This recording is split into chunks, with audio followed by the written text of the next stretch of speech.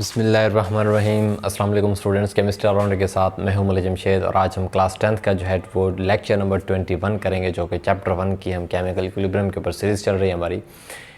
अब तक जो 20 लेक्चर मैं अपलोड कर चुका हूं उसमें हमने उस चैप्टर के जो तमाम टॉपिक्स हैं, ठीक है, वो मुकम्मल हर लिहाज से हमने कवर कर लिए हैं। उसमें जितने भी सेल्फ टेस्ट थे, जितने भी एक्सरसाइज थी, उसमें MCQs थे, शॉर्ट क्वेश्चन थे, न्यूमेरिकल्स से एग्जाम्पल, सारा कुछ हमने डिस्कस कर लिया है। आज की इस वीडियो का मकसद ये है, हम इस केमिकल इक्विलिब्रियम के जो चैप्टर है इसको वन शॉट के अंदर क्या करेंगे, मुकम्मल पढ़ेंगे। इसका मकसद क्या है बनाने का? इसका मकसद ये है कि जो अब तक हमने पढ़ा है उस पूरे डेटे को एकमुलेट कर देना, उसको इकट्ठा करके आपको एक सिंपल कंसेप्ट दे देना, ताकि आप उसको एक जो है मेंटली तौर पर याद रख सकें। अगर आपको कोई टेस्ट आ जाता है या आपके एग्ज़ाम आ जाते हैं तो सारी वीडियोस एक ही दिन में देखना जो है पॉसिबल नहीं है।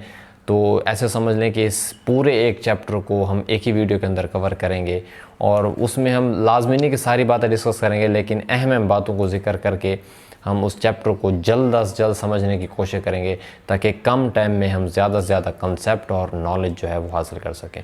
तो सिंपल ऐसे समझ सकते हैं कि इस चैप्टर के तमाम कंसेप्ट हम इसी एक वीडियो में देखेंगे।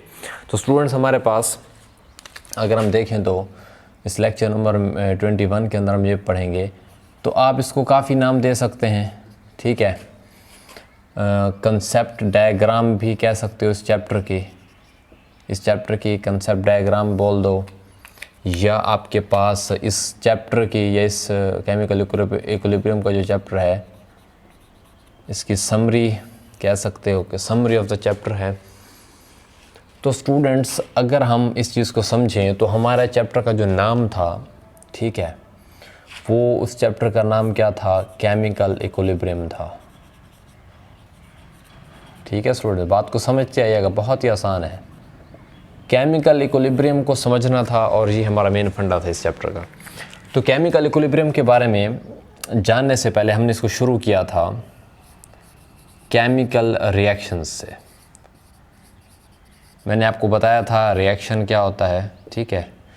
तो अगर आपने वो वीडियोस देखी होंगी तो आपको जल्दी से, क्योंकि ये वीडियोस कंसेप्ट डायग्राम समरी उस स्टूडेंट को ज़्यादा हेल्प करेगी जो मेरी वीडियोस जो है ना वो सारी देख चुका है। अगर किसी ने नहीं भी देखी तो वो जल्द से जल्द क्या कर सकते हैं, क्विक जो है एक समरी हासिल कर सकता है, ताकि उसे एग्ज़ाम्स वगैरह में या मुख्तलिफ टेस्ट में उसकी क्या हो, हेल्प हो। तो स्टूडेंट्स, केमिकल रिएक्शंस हमने पढ़े थे, बात को समझिएगा इसको। केमिकल रिएक्शन में हमने जब स्टार्ट किया था तो ये मैं टोटली कंसेप्ट आपका मैप एक तरह से बनाने की कोशिश करूँगा। हमारे पास दो तरह के रिएक्शन थे, एक इर्रिवर्सिबल रिएक्शन थे और दूसरे कौन से थे? रिवर्सिबल रिएक्शन थे। हर टॉपिक के ऊपर मेरी ना एक एक वीडियो मौजूद है जो मैंने तफसील के साथ बताई। मैं यहाँ पर सिंपल आपको कंसेप्ट दूंगा कि हमने ये पढ़ा है और क्यों पढ़ा है उसको। इरिवर्सिबल रिएक्शन के बारे में हमने जल्दी से बता देता हूँ। हमने इनको कहा था कि ये वन एरो से शो करते हैं, दीज आर यूनी डायरेक्शन, जो पॉसिबल हैं पॉइंट में साथ साथ लिखता हूँ आपको रिमेंबर करवाने के लिए। यूनी डायरेक्शन है, सिंगल एरो से ज़ाहिर करते हैं, और ये सिर्फ़ और सिर्फ किस डायरेक्शन में जाते हैं? ओनली ऑन फॉरवर्ड डायरेक्शन में जाते हैं, क्योंकि एक डायरेक्शन है यूनी डायरेक्शन। तो इसी वजह से ये वाले रिएक्शन हमारे पास क्या होते हैं, हम कह देते हैं कि these reaction goes to completion. तो ये वाले रिएक्शन स्टूडेंट हमारे पास क्या होते हैं? कंप्लीट हो जाते हैं। इन रिएक्शंस को हम क्या माना, एक कंप्लीट 100% क्या है, कंप्लीट माना जाता है।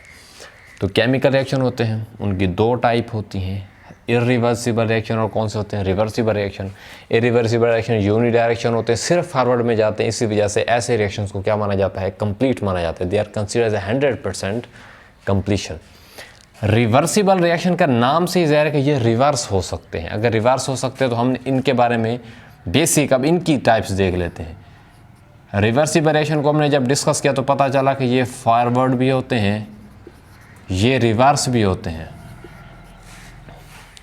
ये फॉरवर्ड भी होते हैं, क्या होते हैं? रिवर्स भी होते हैं। फिर हमने फॉरवर्ड और रिवर्स की माइक्रोस्कोपिक प्रॉपर्टीज़ देखी थी। हमने ये पढ़ा था कि फॉरवर्ड रिएक्शन क्या होता है, शुरू में तेज़ होता है, रिवर्स स्लो होता है, फिर फॉरवर्ड स्लो हो जाता है, रिवर्स बढ़ जाता है। एक ऐसा टाइम आता है कि दोनों, मैं फॉरवर्ड के लिए RF रेट ऑफ फॉरवर्ड की स्पीड और रिवर्स की स्पीड क्या हो जाती है? बराबर हो जाती है। उस पॉइंट को हमने नाम दिया था केमिकल इक्विलिब्रियम का नाम दिया था। बात को समझिएगा स्टूडेंट्स, केमिकल इक्विलिब्रियम का नाम हमने इसको दे दिया था। तो फॉरवर्ड रिवर्स उनके रेट क्या हो गए बराबर, उसको हमने क्या बोल दिया केमिकल इक्विलिब्रियम। मतलब chemical equilibrium is just for name for the rate of forward and reverse are equal. ये नहीं है, मेरी बात समझिएगा, रिएक्टेंट और प्रोडक्ट का बराबर होना लाजमी नहीं है। मैं फिर से बता रहा हूँ, उनकी कंसंट्रेशन बराबर हो भी सकती है, नहीं भी हो सकती। अगर आपको इसमें कन्फ्यूजन हो तो मेरी प्रीवियस वीडियो देख सकते हैं। सो रेट ऑफ फॉरवर्ड और रिवर्स का बराबर होना ज़रूरी है, रिएक्टेंट और प्रोडक्ट की कंसंट्रेशन का इक्वल होना लाजमी नहीं होता। ये बहुत बड़ी जो है मिसकंसेप्शन है स्टूडेंट्स में, जिस तरह क्लियर कर लीजिए कि जब एक रिएक्शन चल रहा होता है और इनको फिर हमने ये शो किया था, क्योंकि ये फॉरवर्ड रिवर्स है तो इनको 2 एरो से शो करते हैं। ये हमारे पास क्या होते हैं, बाई डायरेक्शन होते हैं। ये सारे के सारे पॉइंट्स इनके साथ हैं। तो पहला पॉइंट यहाँ पर ये क्लियर कर लें कि केमिकल रिएक्शन में जो आपका चैप्टर आपने पढ़ना, इस चीज़ के ऊपर आपका पूरा कंप्लीट चैप्टर था ये केमिकल इक्विलिब्रियम। इसका मतलब है केमिकल इक्विलिब्रियम का ताल्लुक किसके साथ है, रिवर्सिबल रिएक्शन के साथ है, ना कि इरिवर्सिबल रिएक्शन के साथ इनका कोई लिंक है। तो पहला पॉइंट ये बता दिया, और इस पॉइंट को भी क्लियर कर लें, chemical equilibrium is just related with the reversible reaction, that is a type of chemical reaction. यहाँ तक क्लियर हो गया। अच्छा, फिर केमिकल इक्विलिब्रियम को समझाने के लिए आपकी बुक में 2 एग्जाम्पल का सहारा लिया गया। H2 और I2 की एग्जाम्पल, हाइड्रोजन और आयोडीन को मिला के क्या बनाया गया, HI बनाया गया था। इसी तरीके से आपको और समझाने के लिए कैल्शियम कार्बोनेट को हीट करके CaO + CO2 बनाया गया था। इन 2 एग्जाम्पल को बहुत अच्छे तरीके से मेरी वीडियोस मौजूद हैं। उन दोनों का मकसद ये था कि ताकि आपको इनके जो केमिकल इक्विलिब्रियम इनके अंदर कैसे बनता है उसको भी बताया गया था, और साथ साथ ये मेन पॉइंट ये था कि आपको रिवर्सिबल रिएक्शन को समझाया गया था। वो इसमें 2 बातें बताने की कोशिश की गई थी कि फॉरवर्ड का भी बताया गया था, रिवर्स का भी बताया गया था। फिर जब इनको बता दिया तो साथ में ये बता दिया कि इनका जब फॉरवर्ड और रिवर्स बराबर हो जाते हैं तो इनमें क्या कायम हो जाता है, इक्विलिब्रियम कायम हो जाता है। फिर साथ साथ हमें इनको ये समझाने के साथ हमें फिर इसी बात को, जो बात हमें यहाँ बताई कि रेट ऑफ फॉरवर्ड रिवर्स बराबर हो जाता है, ये रिवर्सिबल रिएक्शन में होता है, इसी बात को हमें ग्राफ से बताने की कोशिश की। मेरा ग्राफ पर पूरा वीडियो मौजूद है। ग्राफ से बताया कि इनका क्या होता है, रेट ऑफ फॉरवर्ड क्या होता है, रिवर्स हमारे पास क्या होता है। मैं सिंपल यहाँ लिख देता हूँ यहाँ पर, ठीक है। तो इस तरीके से हमारे पास क्या था, ग्राफ 2-3 जो है वहाँ पर बने हुए हैं। तो सिंपल आप समझिए कि रेट ऑफ फॉरवर्ड और आपके पास रेट ऑफ रिवर्स जो है वो बराबर हो जाए तो सीधी लाइन मतलब है कि इक्विलिब्रियम कायम हो चुका है, दोनों की कंसंट्रेशन कांस्टेंट हो चुकी है। ये मैंने जनरली यहाँ पर लिखा है, यहाँ पर टाइम है और यहाँ पर क्या है, कंसंट्रेशन है। ये टाइम है और यहाँ पर क्या है, इनकी रिएक्टेंट और प्रोडक्ट की कंसंट्रेशन है। रिएक्टेंट कम होते हैं, प्रोडक्ट बढ़ते हैं, एक ऐसा टाइम आता है कि उनकी कंसंट्रेशन क्या हो जाती है, इक्वल हो जाती है। बहरहाल इस पूरे ग्राफ का मुकम्मल समझने का मकसद ये था ताकि आपको केमिकल इक्विलिब्रियम को अच्छे तरीके से क्या किया जा सके, समझाया जा सके। तो रिलेट कर पा रहे हैं, reversible reaction, types, chemical equilibrium, उसकी 2 एग्जाम्पल समझाने की, फिर ग्राफ से हेल्प ली। मकसद ये था कि आपको केमिकल इक्विलिब्रियम को समझाया जा सके। जब ये सारी बातें समझा दी, फिर साथ साथ केमिकल इक्विलिब्रियम को मज़ीद समझाने के लिए आपको एक और बात भी यहाँ पर बताई गई थी कि इसकी कुछ टाइप्स भी होती हैं। इसकी क्या होती हैं, टाइप्स भी होती हैं। अच्छा, टाइप्स में आपको ये बताया था कि स्टैटिक भी आपके पास होता है इक्विलिब्रियम, और डायनामिक भी होता है।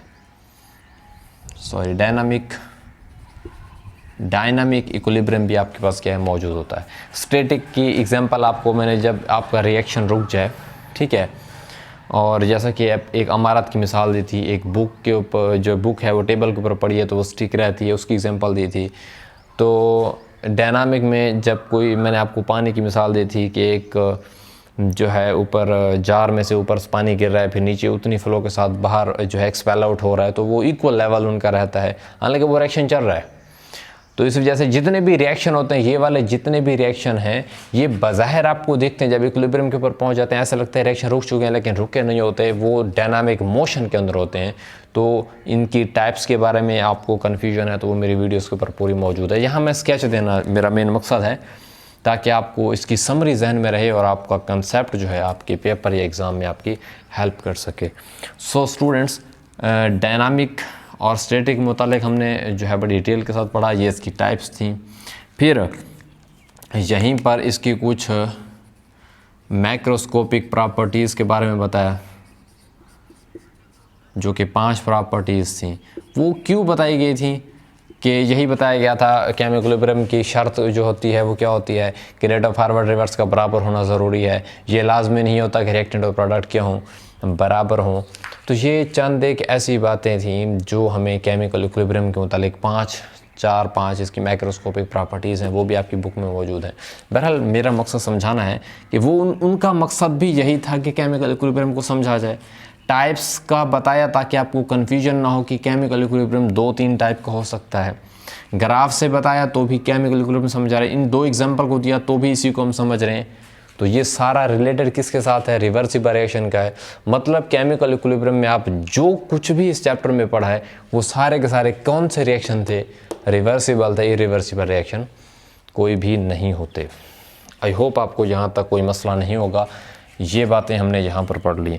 अभी हम यही कुछ पढ़ रहे हैं। अच्छा, माइक्रोस्कोपिक प्रॉपर्टीज़ फिर हमने फॉरवर्ड और रिवर्स की भी पढ़ी थी। क्यों? क्योंकि केमिकल इक्विलिब्रियम में इनका रेट बराबर होता है तो इनके बारे में भी जानना क्या होता है, ज़रूरी होता है। जैसे कि फॉरवर्ड की अहम ये था कि ये हमारे पास क्या होता है, ये लेफ़्ट टू राइट जाता है, रिवर्स राइट टू क्या आता है, लेफ़्ट आता है, और ये रिएक्टेंट से प्रोडक्ट्स की तरफ जाता है, और ये प्रोडक्ट से किसकी तरफ आता है, रिएक्टेंट की तरफ जाता है। ये चंद एक बातें थी। ये माइक्रोस्कोपिक प्रॉपर्टीज़ जो अहम खसूसियात इनकी भी पढ़ी और अहम खसूसियात इनकी भी पढ़ी ताकि हमें केमिकल इक्विलिब्रियम की समझ आ सके। अब जब हमने यहाँ तक इसको पढ़ लिया था तो स्टूडेंट्स तब हमारे पास क्या आ जाता है, ये करने के बाद तब हमारे पास क्या आ जाता है, यहाँ पर लिख देते हैं लॉ ऑफ मास एक्शन आ जाता है, जो कि गोल्डबर्ग और किसने दिया था, वेग ने दिया था। बात को समझिएगा। जब ये सारा कुछ जान लेने के बाद फिर लॉ ऑफ मास एक्शन आता है जो कि गोल्डबर्ग और वेग ने दिया। उनका भी मेन मकसद ये था कि इस केमिकल इक्विलिब्रियम को आसानी से समझा जा सके। थोड़ा मैथमेटिकल स्टेप्स के ज़रिए से केमिकल इक्विलिब्रियम को मज़ीद ज़्यादा एक्सप्लेन करने की कोशिश की गई थी।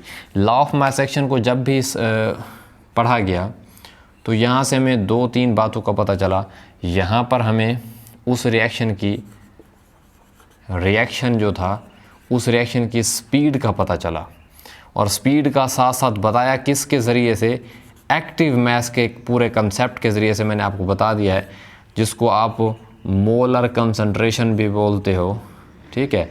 और उसका सिंपल मैं यूनिट लिख देता हूँ यहाँ पर, मोलर कंसंट्रेशन इसको बोलते हैं, और इनका यूनिट होता है मोल पर डेसीमीटर क्यूब, इसका यूनिट होता है। तो रिएक्शन की स्पीड के रिएक्शन तेज़ होगा स्लो होगा तो वो एक्टिव मास पर डिपेंड करता है। एक्टिव मास क्या है वो वीडियोस में आप देख सकते हो। तो आई होप क्योंकि आप मेरी सारी वीडियोस देख चुके हो तो आपको इन चीज़ों को समझने में कोई परेशानी का सामना नहीं होगा। तो एक्टिव मास क्या है, मोल पर डेसीमीटर क्यूब। अच्छा, एक्टिव मास स्पीड के बारे में बता दिया। फिर यहीं से लॉ ऑफ मास एक्शन ने हमें 2 बातें, एक तो रिएक्शन की स्पीड रेट, जिसको स्पीड या क्या बोलते हैं, उस रिएक्शन का रेट या स्पीड के बारे में बताया, और दूसरा केसी क्या होता है, आपके पास इक्विलिब्रियम कांस्टेंट के मुतालिक बताया। बात को समझिएगा, इक्विलिब्रियम किसके, कांस्टेंट के मुतालिक बताया। और ये वाला इक्विलिब्रियम कांस्टेंट हमारे पास इसकी जो न्यूमेरिकल वैल्यू निकली थी, बात को समझिएगा, इस इक्विलिब्रियम कांस्टेंट की न्यूमेरिकल वैल्यू हमारे पास आती है। वो न्यूमेरिकल वैल्यू हमें फिर से जो है कुछ बातें बताती है, ठीक है। एक हमारे पास क्या होती है, डायरेक्शन होती है, और दूसरे हमारे पास क्या होती है, एक्सटेंट होती है। ये किसी भी रिएक्शन की, क्योंकि रिवर्सिबल रिएक्शन ही चल रहा है ना, केमिकल इक्विलिब्रियम ने बताया, लॉ ऑफ मास एक्शन उसको समझाने की हेल्प की। लॉ ऑफ मास एक्शन को जब हमने गौर से पढ़ा, जो कि गोल्डबर्ग और वेग ने 1869 में इसको दिया था, ठीक है, तो जब ये पढ़ा तो एक रेट और स्पीड का पता चला कि कौन सा रिएक्शन तेज़ होगा, कौन सा जो है स्लो होगा। साथ में इक्विलिब्रियम कांस्टेंट Kc के बारे में बताया। फिर Kc के बारे में हमने ये भी पढ़ा था कि भाईजान इसके हम यूनिट्स कैसे निकालते हैं, इसके यूनिट होते हैं नहीं होते। फिर हमने ये पढ़ा था जब इनके रिएक्टेंट और प्रोडक्ट के मोल बराबर उसका कोई यूनिट नहीं होता, जहाँ मोल का फ़र्क होगा तो उसके क्या होते हैं, यूनिट निकालते हैं। फिर हमने ये पढ़ते वक्त हमने इसकी डेफिनेशन पढ़ी थी, इसका फार्मूला पढ़ा था। हमने ये पढ़ा था कि ये सिर्फ़ और सिर्फ किसके ऊपर डिपेंड करता है, टेम्परेचर के ऊपर, डिपेंड्स ऑन टेम्परेचर। हमने ये पढ़ा था कि ये किसके ऊपर डिपेंड करता है, टेम्परेचर के ऊपर डिपेंड करता है, सिर्फ और सिर्फ depends only temperature. Initial concentration और बाकी किसी के ऊपर डिपेंड नहीं करता। इसके ऊपर भी मेरी वीडियो मौजूद है। तो देखिए लॉ ऑफ मास एक्शन ने Kc, फिर Kc के बारे में जाना ये क्या होता है। तो हमने Kc के बारे में सिंपल ये जाना था कि Kc is nothing but product की कंसंट्रेशन और रिएक्टेंट की कंसंट्रेशन था। ये फार्मूला पड़ा था। टेम्परेचर पर डिपेंड करता है, इसके यूनिट होते हैं नहीं होते, कैसे निकालते हैं ये देखा। फिर हमने इसका न्यूमेरिकल वैल्यू कैसे निकाली, न्यूमेरिकल वैल्यू हमने इसके एक्सप्रेशन से निकाली। किसी भी रिएक्शन का Kc का एक्सप्रेशन ये वाला यही होता है, ये एक्सप्रेशन होता है ना कि प्रोडक्ट ऊपर रखने हैं, रिएक्टेंट क्या रखने हैं, नीचे रखने हैं। तो प्रोडक्ट की कंसंट्रेशन बटा क्या होती है, रिएक्टेंट की कंसंट्रेशन। इस तरीके का जो होता है इसको बोलते हैं हम Kc, इक्विलिब्रियम कांस्टेंट एक्सप्रेशन बोलते हैं इसी चीज़ को। और वैल्यूज़ प्रोडक्ट की और रिएक्टेंट की पुट की, तो हमें Kc की क्या मिल गई, न्यूमेरिकल वैल्यू। जब वो वैल्यू मिल गई थी तो उस वैल्यू से हमें किसी भी रिएक्शन की डायरेक्शन का और उसकी एक्सटेंट का पता चला था। अच्छा, डायरेक्शन का कैसे पता चला था, 3 पॉइंट हमारे पास निकले थे, बात को समझिएगा। 3 पॉइंट निकले थे कि Qc अगर आपके पास स्मॉलर हो Kc से, एक ये था, दूसरा Qc ग्रेटर हो Kc से, तीसरा Qc इज़ इक्वल टू क्या हो, Kc के।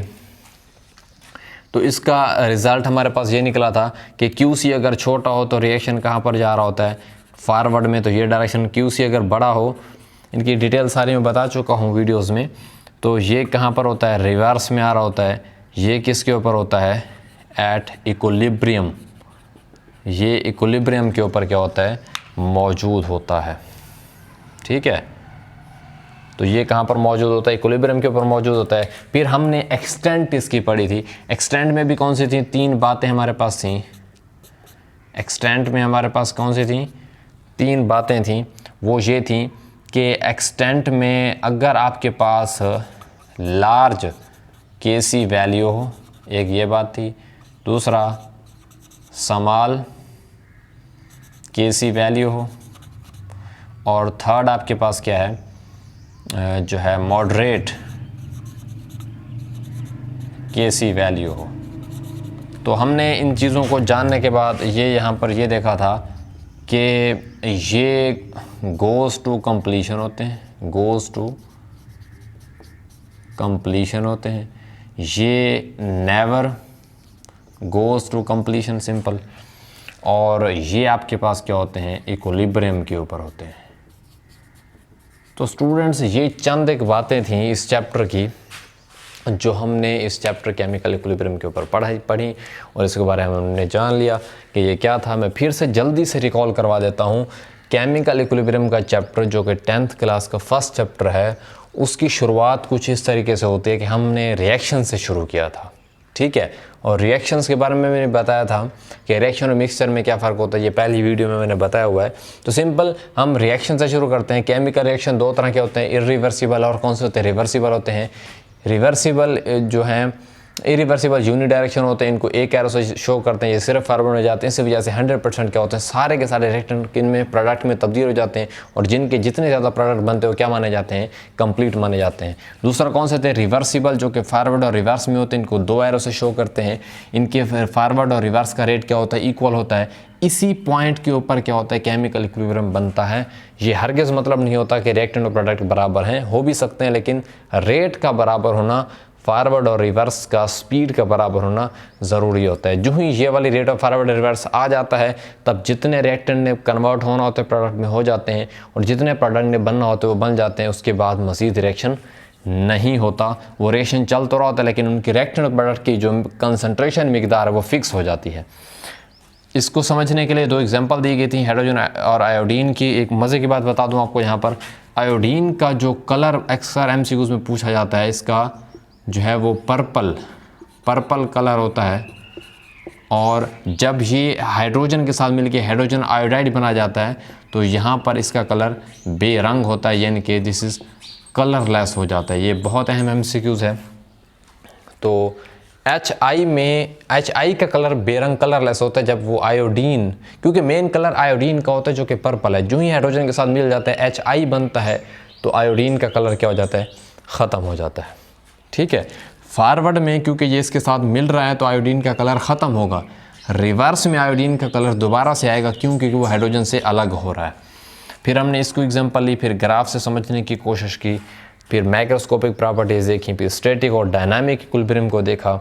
फिर हमारे पास क्या आ गया, लॉ ऑफ मास एक्शन, जो कि मैथमेटिकल एक तरीका था किसको समझाने का, केमिकल इक्विलिब्रियम को। लॉ ऑफ मास एक्शन जो है गोल्डबर्ग और वेग ने दिया था। उन्होंने जो है दो बातें बताई लॉ ऑफ मास एक्शन ने। इस डेट में थोड़ा बहुत फ़र्क रहता है, फिर से क्लियर कर देता हूँ।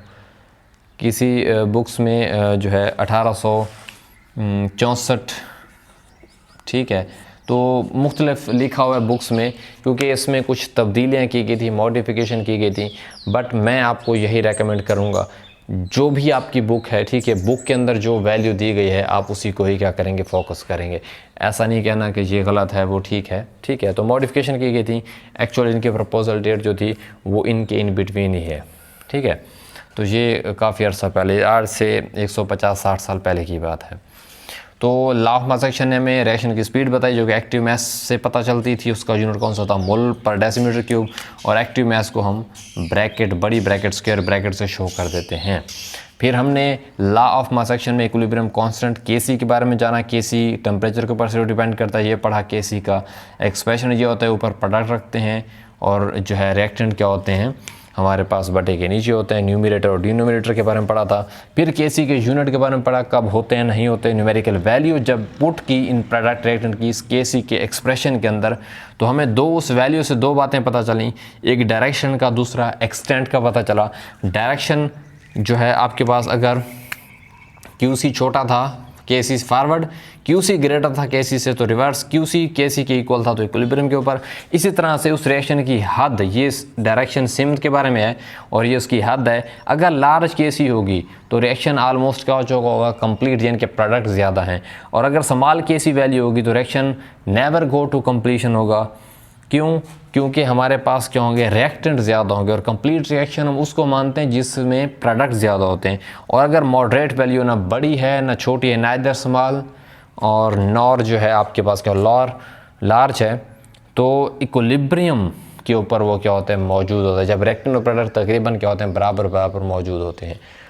आई होप आपको इस पूरे चैप्टर के जो कंसेप्चुअल मैप था, डायग्राम था, समरी थी, इसमें किसी तरह की कोई भी मसला और कन्फ्यूजन नहीं होगी। अगर अब भी आपको कोई मसला है, पूरे टॉपिक्स क्लियर करने के बाद, exercise, MCQ, self test, everything बताने के बाद कोई मसला है तो मुझे कमेंट सेक्शन में लाजमी बताइएगा, मैं आपको लाजमी जवाब दूंगा।